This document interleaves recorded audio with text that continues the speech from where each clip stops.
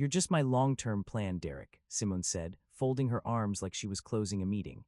"You're not my whole life. Stop acting like you're entitled to that." She said it in our apartment kitchen, with the late afternoon Sacramento sun cutting through the blinds and striping the counter in pale gold. Outside, I could hear traffic rolling toward the freeway and somebody's dog barking in the courtyard. Hey friends, please like this video and leave a comment with your impressions. This will be a great help. Thank you. We never tire of reminding you, it's all thanks to you. I stood there with my work badge still clipped to my belt, keys in my hand, and for a second I honestly thought I misheard her. Not because the words were complicated, because they were so clean, so final, that my brain tried to reject them. "My name is Derek. I was 33 when this happened. I'm an accountant. Payroll, reconciliations, making sure people get paid on time and the numbers match what the system claims they match. I spend my days looking at small details that matter more than people realize. When something doesn't add up, I don't argue with the screen. I trace it." Simone was 31. She worked in PR, or at least that's what she called it. In practice, she was always in the middle of brand events, campaign launches, and client dinners. Her calendar was a patchwork of vague names and pretty photos. She cared about how things looked. She cared about who saw her in what room. We'd been together 5 years and 2 months. We met in our late 20s and grew into adulthood together. We weren't kids. We talked about marriage. We talked about buying a place. We talked about what kind of life we wanted. She liked to call it building a story. I called it building a home. We rented a 2-bedroom near Midtown. Both our names were on the lease. We had a small balcony that overlooked the parking lot and a line of tired palm trees that tried their best to look like California dreams. We split bills in a way that was fair. I covered rent and utilities because my paycheck was steady. She covered groceries and her car payment and some shared subscriptions. It worked until it didn't. In the before days, we had routines that felt like real life. I got up early, made coffee, checked my work email, and packed my lunch. Payroll has deadlines that don't care if you're tired. I liked the predictability. Simone would roll out of bed later, always with her phone in her hand, scrolling before her eyes were fully open. Then she'd do her hair, take a call on the balcony, and talk in that bright voice she used for clients.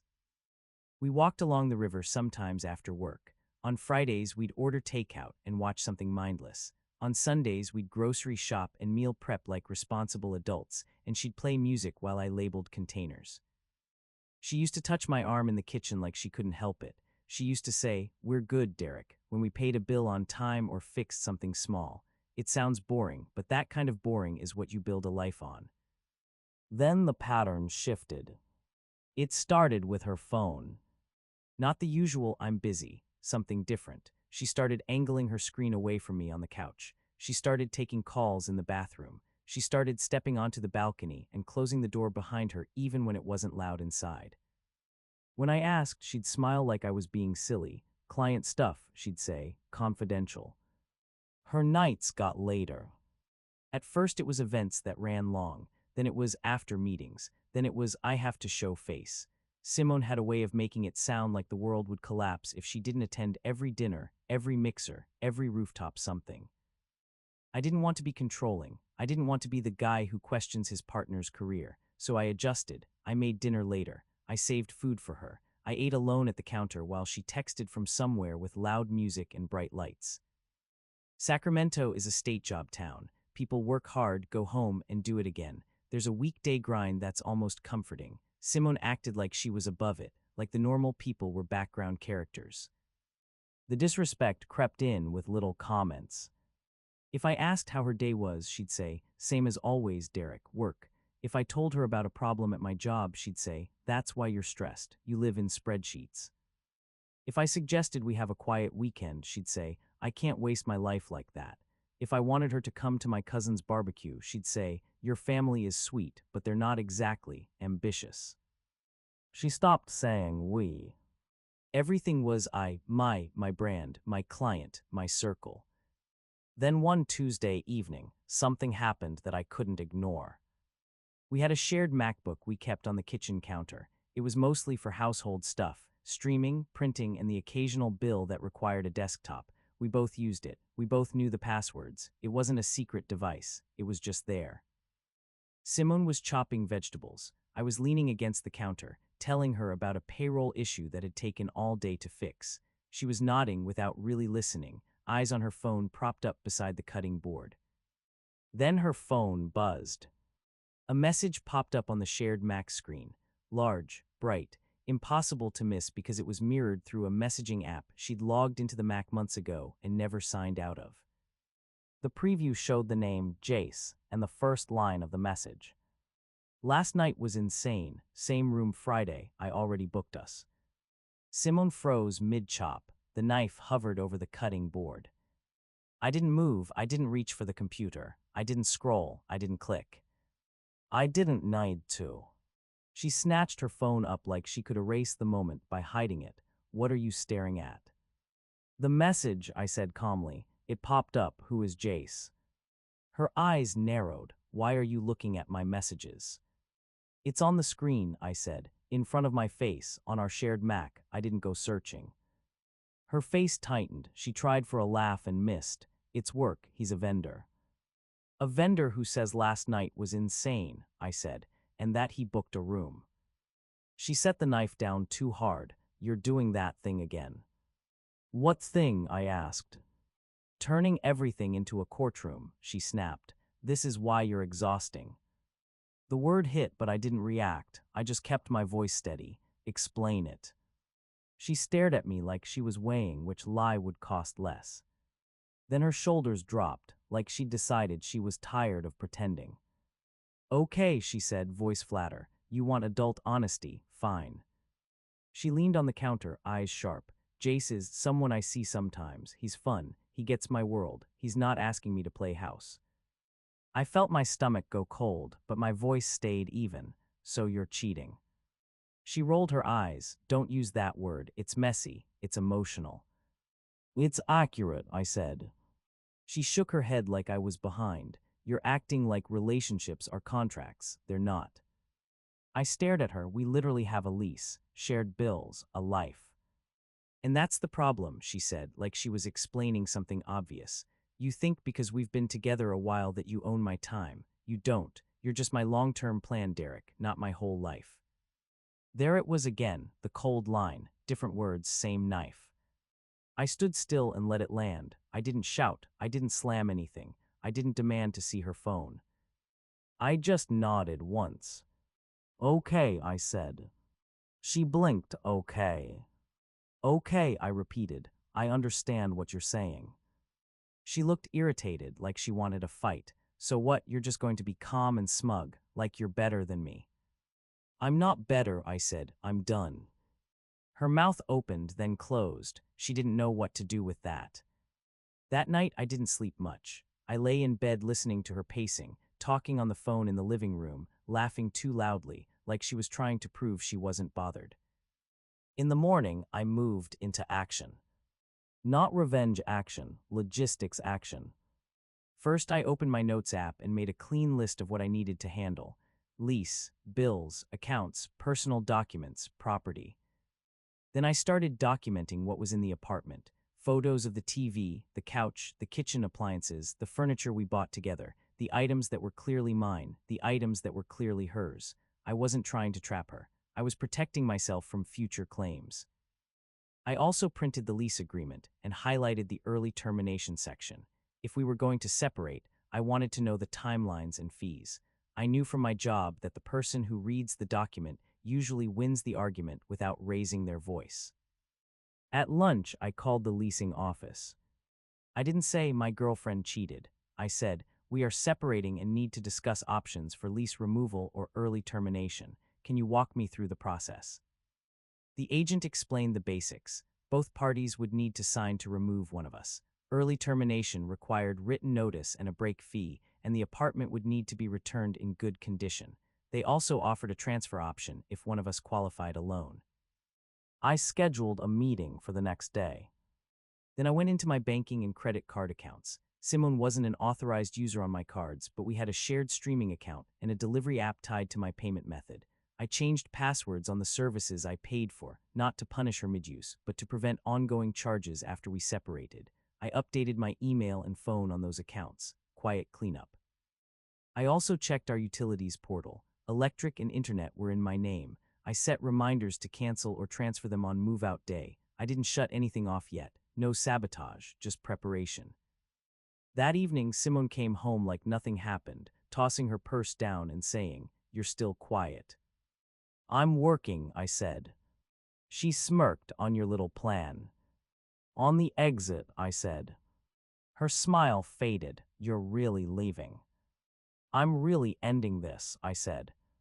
She laughed, but it sounded forced. "You won't. You like stability too much. You'll cool off." I looked at her and said, "Meet me at the leasing office tomorrow at 11, or I'll handle it without you and email you the documents." That got her attention.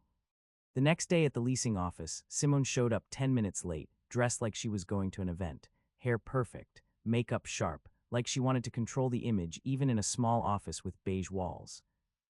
The leasing manager explained the options again. We could end early with a fee and written notice, or one of us could qualify a loan and the other could be released if both parties signed. Simone leaned back and said, "I'm not paying a fee. He can pay it. He's the stable one." I didn't react. I just pulled out a printed breakdown I'd already done. A simple, fair split based on what we'd both paid over the last 6 months and what the break fee would be. "I'm paying my share," I said. "You're paying yours, or we ride out the lease with separate lives, and I'm not doing that." Simone's eyes narrowed. "You're really going to nickel and dime me." "I'm going to be fair," I said.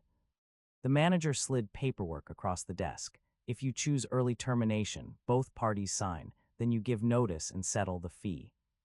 Simone looked at the papers like they were an insult. Then she sighed dramatically and signed, like she was sacrificing something. On the walk back to the car, she said, "You're making a mistake." I kept my tone calm. "No, I'm correcting one." That's when her reaction stages went into full swing. First came disbelief again. "You'll miss me," she said. "You'll realize you overreacted." Then anger. "You're punishing me because you're boring," she snapped. "You don't understand my world. Jace does." I didn't answer that. I didn't need to. Then bargaining. The next morning she made coffee and tried to sit close. "Derek, listen. We can take a break. We don't have to end it. You can be my home base and I can have my life." I looked at her steady. "I'm not a home base. I'm a partner or I'm nothing." Her eyes got wet. "You're so rigid." "I'm clear," I said. Then the victim story. She started telling mutual friends that I was cold and controlling. She told them I went through her messages, even though the text had popped up in plain view on a shared computer while we were making dinner. A few days later, I got the flying monkey. It was her best friend, Qley, texting me a long moralizing message. It started with, "I'm disappointed in you," and went downhill from there. It accused me of abandoning Simone, of not understanding her career, of being a typical man who can't handle a strong woman. I read it once, then I replied with one sentence. "This is between Simone and me. Please don't contact me again." Then I blocked the number. No argument, no debate, boundary. After that, I focused on the logistics. I took more photos of the apartment as I packed my items. I created a simple inventory list of shared items and offered a fair split. She could take the couch if she wanted. I'd keep the TV. We'd each take what we'd purchased. I wasn't trying to win furniture. I was trying to avoid a fight. I forwarded my mail and changed my address on payroll and bank accounts. I updated my emergency contact at work. I updated beneficiaries quietly. Those are the adult moves people forget until it hurts them. I also sent Simone a short, factual email. "Communication in writing only. Please confirm your preferred pickup window for your belongings. I will have a witness present. Derek." She replied with a paragraph about how I was treating her like a criminal. I replied with one sentence, "Please confirm a time." For the move out, I asked my older brother, Mark, to be present. Mark isn't intimidating. He's just steady. He's the kind of person who makes people behave because there's no room for drama when someone calm is watching. On the scheduled day, I moved my things out in daylight. No confrontation, just boxes, tape, and steady hands. Simone hovered, watching, trying to provoke an argument. "You're really doing this," she said again. "Yes," I said again. She tried anger. "You're going to end up alone," she snapped. "You're not exciting, Derek. You're just safe." I didn't bite. "Please don't block the hallway." That made her furious because it was so plain. like I was talking to a coworker, not an ex. Then she tried bargaining one last time. Okay, fine, I'll stop seeing him. I'll focus on us, just don't leave. I looked at her, voice low. You didn't lose me when you met him. You lost me when you explained I wasn't worth choosing.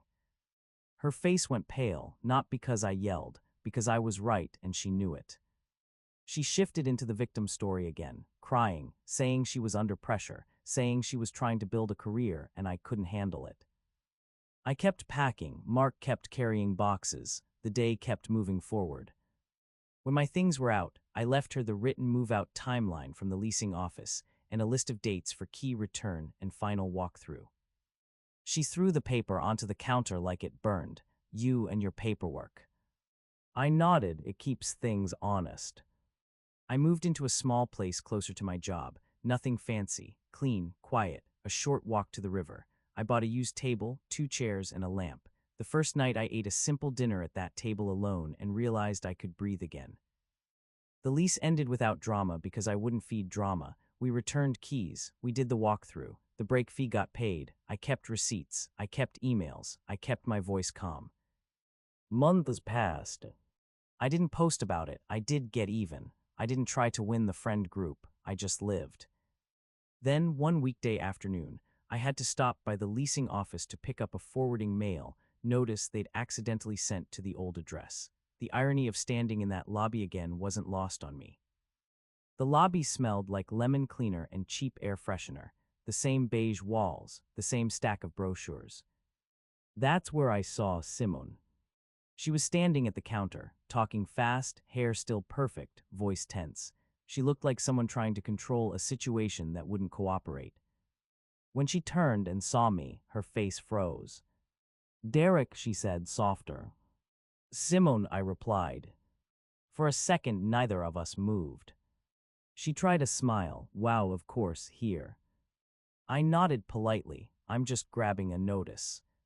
She swallowed, eyes searching my face like she expected anger, like she needed me emotional to rewrite her narrative. I didn't think you'd really go through with it, she said quietly. I did, I said. Her voice got smaller. Jace didn't work out. I didn't react, okay. She blinked. That's all you have to say. That's all I need to say, I answered. She stepped closer like she was trying to pull me back into the same orbit. I miss you, she said. I miss home. I kept my tone calm. I wasn't your home. I was your plan. You said that. Her eyes filled. I was angry. I didn't mean it. I shook my head once. You meant it enough to live it. She stared at me, then whispered, so you're really done. Yes, I said. The leasing manager called my name and slid my envelope across the counter. I took it, nodded a thank you, and turned to leave. Behind me, Simone said my name again, like a final attempt. I stopped, turned halfway, and said one last sentence, clean and simple. I hope you find what you're looking for, Simone, but I'm not available. Then I walked out into the Sacramento sun, feeling the air on my face like it was new. Later that night, sitting at my small table, I thought about what winning really meant. It didn't mean humiliating her. It didn't mean getting the last word in a group chat. It meant walking away without losing myself. It meant choosing peace over chaos, even when chaos tried to call itself passion. Love without respect is just a slow leak, and I learned to stop patching someone else's holes with my own hands. Thanks for watching. What would you have done in my place? Tell me in the comments.